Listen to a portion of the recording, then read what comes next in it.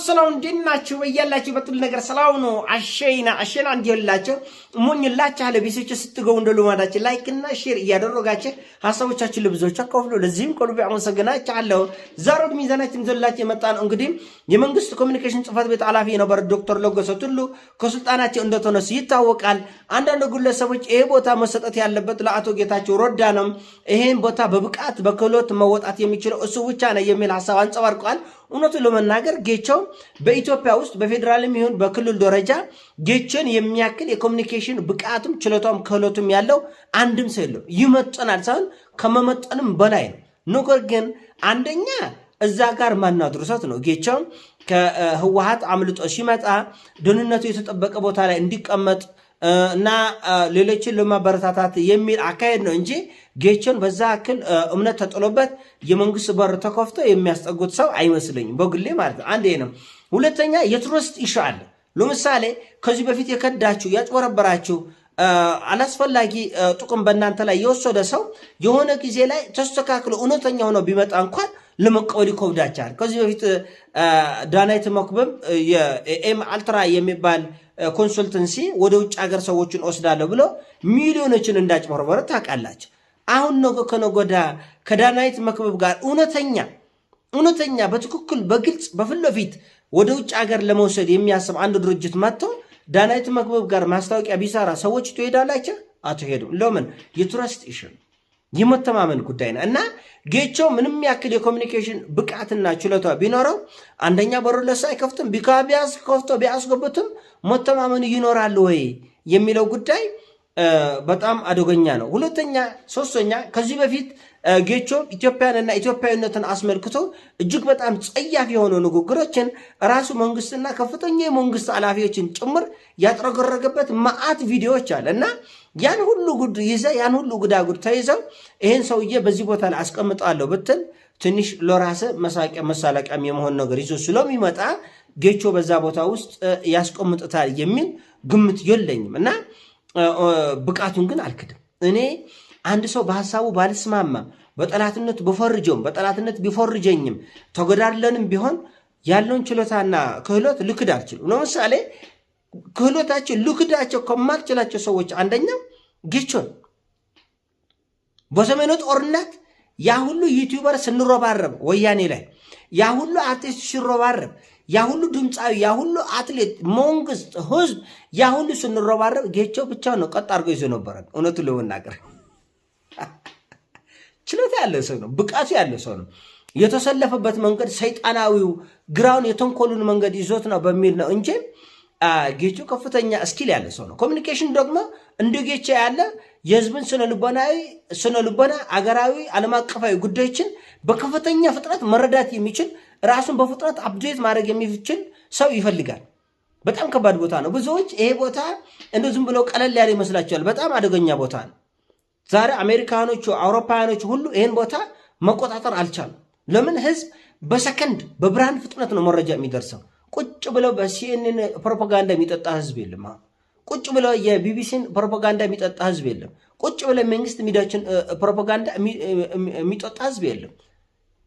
መረጃ በብርሃን ፍጥነት ነው የሚደርሰው።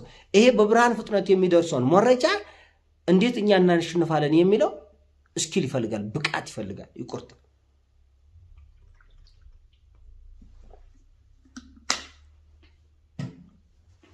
እና እውነቱን ለመነጋገር ጌቾ ይሄ ብቃት ይሄ ችሎታ ይሄ ክህሎት አለው። ይሄን በሰሜኑ ጦርነት አይተናል። ሚዲያን ወጥሮ የያዘ ሰዎች እየጠሉት ባይወዱት እንኳን የግድ እንዲሰማ የሚያስገድድ ክህሎት ያለ ሰው ነው። በተፈጥሮ ነው፣ በትምህርት ብቻ አይደለም። እንደምታውቀው ጌቾ የትምህርት ችግር የለበትም። በተፈጥሮም በጣም ብስል የሆነ እንዴት ኮሙኒኬት ማድረግ እንዳለበት የሚረዳ አደገኛ ሰው ነው። ከዚህ ጋር እንደሚመሳሰልብኝ በኢራን እስራኤል ጦርነት ታስታውሱ እንደሆነ የኢራንን ትዊተር የሚመራ አንድ ግለሰብ ነበርና ዓለም በሙሉ ይህን ግለሰብ ማንነት ማወቅ ይፈልግ ነበር። ጦርነቱን እጅግ በጣም አዝናኝ ሰዎች በትኩረት እንዲከታተሉት የኢራን የምታወጣው መረጃ በጉጉት ሰዎች እንዲጠብቁት ያደረጉ የነበረ ከፍተኛ የሚዲያ የበላይነት የወሰደበት ሰው ነው። አሜሪካንም እስራኤልንም በሚዲያው ከፍተኛ የበላይነት እንድትወስድ ኢራን ያደረገ በጣም ብሉ ሰዎች ነበሩ። ከኢራን የትዊተር ፔጅ ጀርባ አደገኛ ሰዎች ነበሩ እና ኮሚኒኬሽን በጣም ብዙ መግለጫ ረጅም 40 ገጽ ኮሚኒኬሽን እንትን መግለጫ በማውጣት የምታሸነፈው ጉዳይ አይደለም። ኮሚኒኬሽን በኃይል በመናገር ወይም ልዝብ አድርገ በመናገር አጭር መስመር በመናገር ወይም ረጅም በመስመር በመናገር የሆነች ቆንጆ ሴትዮ እንድትናገር በማድረግ ወይም ደግሞ የሆነ ፉንጋ ሰው እንዲናገር በማድረግ የምታደርገው አይደለም። ኮሚኒኬሽን ስኪል ነው። በቃ ራሱን ችሎ እንዳልኳቸው ኢራኖች በአራት ፊደል በአራት መስመር ወይም ደግሞ በአራት ቃላት አራት መስመር አልኩ እኔ ራሱ አቀሻበርኩት አይደለም። በአራት ቃላት መግለጫ ትዊተር ላይ አራት ፊደል ይጽፋል። አራት ቃላት ይጽፋል። ዓለም በሙሉ ኢራን እንዲህ አለች ተብሎ ሲቀባበለው ይላል። ጽሁፍ ነው እንግዲህ መግለጫ እንኳን አይደለም። ሁለት መስመር እንኳን አይሞላም። አንድ መስመር እንኳን የማይሞላ ጽሁፍ ኢራኖች ይጽፋሉ። ያን ዓለም በሙሉ ይቀባበለዋል። ስኪል ይፈልጋል እና ጂኒየስ ሰዎች ሊይዙት ከሚገባ ቦታ አንደኛው የኮሚኒኬሽን ኃላፊ መሆን ነው እና ጌቾ በሰሜኑ ጦርነት ይህን ችሎታውን እጅግ በጣም በተራቀቀ መንገድ የተጠቆመ እነዛን የተቆራፈዱ ሽማግሌዎችን ከጉድ ያወጣቸው ሰው ነው።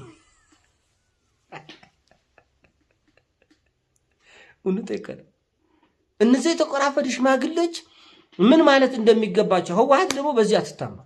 ህወሓት አንደኛ ማደንቅላት ነገር ብቃት ያለው ችሎታ ያለው ሰው ጄኔራልም ይሁን የኮሚኒኬሽን ሰውም ይሁን ምንም ይሁን በቦታ ያስቀምጣል።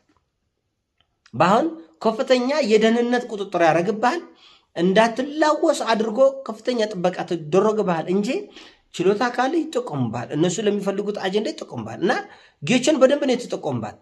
ጌቾ የኢትዮጵያ መንግስት ኮሚኒኬሽን ጽሕፈት ቤት ኃላፊ ቢሆን ምናልባት ምድሯን ቅጥቅጥ ሰው ነው የሚሆነው። ነገር ግን መጀመሪያ ትረስት ይሻል የመተማመን ጉዳይ ማንኛውም ጌቾን የሚያምነው እንደአሁን መንግስት የመንግስትን አንደኛ እንዳልኳቸው መጀመሪያ አያስጠጉትም።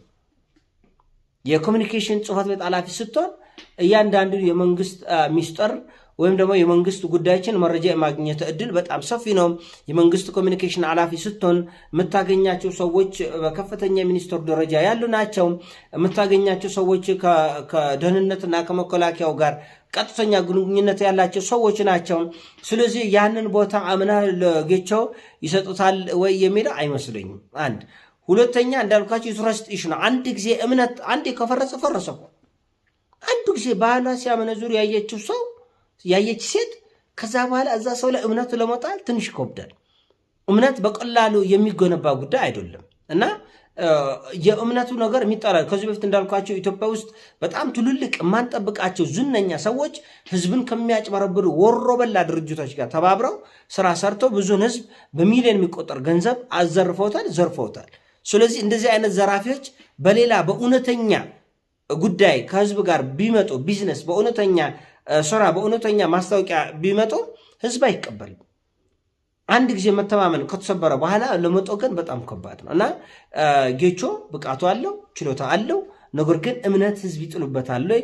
አንድም መንግስት ይጥሉበታል ወይ? አንድም ህዝብ እሱ ላይ እምነት ጥሎ እሱ የሚናገረውን ነገር ለመስማት ፈቃደኛ ነው ወይ የሚለው ነገር አይመስለኝም ነው እንጂ ችሎታ አለው። ችሎታን አልጠራጠርም በፍጹም። በሰሜኑ ጦርነት ጌቾ ሲናገራቸው የነበራቸው ሲያደርጋቸው የነበራቸው ድርጊቶቹ፣ መግለጫዎቹ፣ ቃለ ምልልሶቹ እንደ ፊልም እኮ እስከ ዛሬ ድረስ ይታያሉ። እንደ ፊልም እንደ ተከታታይ ፊልም ይታያል እስከ ዛሬ እና ጌቾ ብቃቱ ችሎታም ያለ ሰው ቢሆንም እምነት የሚጣልበት ሰው አይደለም። ይሄ አንደኛው መሰናክል ሲሆኑበት እና ሁለተኛ ኮሚኒኬሽን ፍጥነት የሚፈልግ ነገር ነው። ፋታ አይሰጥም።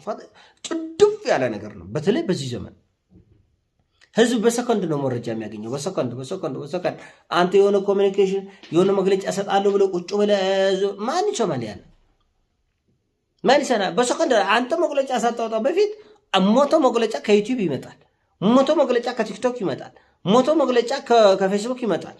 አንተ ሰው አብክቶ ጋግሮ የጨረሰ ጉዳይ ላይ ሐሳብና አስተያየት ብትሰጥ የሚሰማህም የለም። ዛሬ አሜሪካ ኮንግረስ ይሄን ያህል ተጨንቆ ቲክቶክ ይወገድ ከአሜሪካ ምድር፣ ቲክቶክ ይወገድ ከአሜሪካ ምድር የሚለው ለምንድን ነው? ማንም የአሜሪካን መንግስት መግለጫ ቁጭ ብሎ አይሰማም። አይሰማም። መረጃ ከስር በሰከንድ ዓለምን እያጥለቆለቀ ስለሆነ ከዛ ጋር በፍጥነት የሚጓዝ ጠንካራ የሆነ ተቋም ስለሚያስፈልግ ነው። እና ይሄን ሀሳብ ሲሞቻችን ላይክ አድርግ፣ ሼር አድርግ። ወዳችኋለሁ። ፒስ